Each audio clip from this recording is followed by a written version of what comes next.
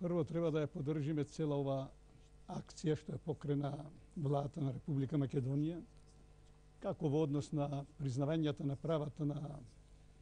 македонците од Егејскиот дел на Македонија, а исто така и во однос на зачувувањето на уставното име на Република Македонија, со оглед на тоа што ние сме единствениот народ, не само на Македонскиот полуостров, во Европа, туку и пошироко,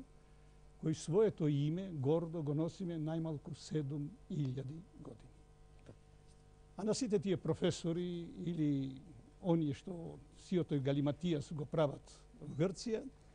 понатаму во емисијата со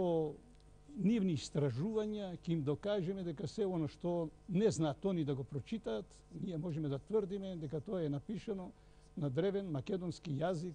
кој има традиција, писмена традиција најмалку 15.000 години, а грчката писмена традиција не може да оди повеќе од 2,5 или 2700 години. Така.